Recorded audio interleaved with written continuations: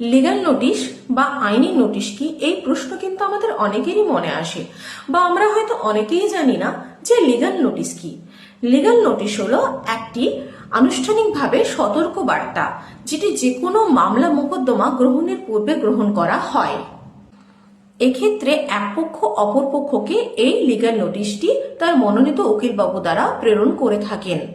এই লিগ্যাল নোটিশের অর্থ হলো যে মামলা মোকদ্দমা ছাড়াই যে কোনো বিষয়ে অর্থাৎ যে কোনো সমস্যা সমাধানের একটা শেষ নিষ্পত্তিকরণের প্রচেষ্টা।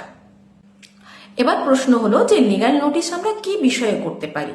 লিগ্যাল নোটিশ আমরা যে কোনো বিষয়ে করতে পারি, সেটা জাগা জমি সংক্রান্ত বিষয়ে হতে পারে, কর্মসংস্থান বিষয়ে হতে পারে, টাকা আদান প্রদান অর্থাৎ ধার দেনা, হয়তো আপনি কাউকে টাকা ধার দিয়েছেন, সে হয়তো আপনাকে ফেরত দিচ্ছে না, সেই বিষয়েও হতে পারে, বা আপনাদের হয়তো সাংসারিক অশান্তি হচ্ছে, সেই বিষয়েও হতে পারে। তো যে কোনো বিষয়ে আমরা এই লিগ্যাল নোটিশটি করতে পারি।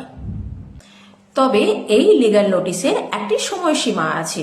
প্রথম পক্ষ যখন অপর পক্ষকে এই লিগ্যাল নোটিশটি প্রদান করবেন, তখন অপর পক্ষ এই লিগ্যাল নোটিশটি রিসিভ করার 15 থেকে 30 দিনের মধ্যে যদি প্রথম পক্ষের সঙ্গে যোগাযোগ না করেন, তাহলে প্রথম পক্ষ অপর পক্ষের এগেনস্টে সেই বিষয়ে সব রকমের মামলা মোকদ্দমা করতে পারেন। আমার ভিডিও যদি আপনাদের ভালো লাগে, আপনারা অবশ্যই এটিকে বেশি বেশি শেয়ার করবেন, আর আপনারা অবশ্যই কমেন্ট বক্সে লিখবেন যে আপনারা আগামী দিনে আর কি কি বিষয় নিয়ে আমার কাছ থেকে জানতে চান। Thank you.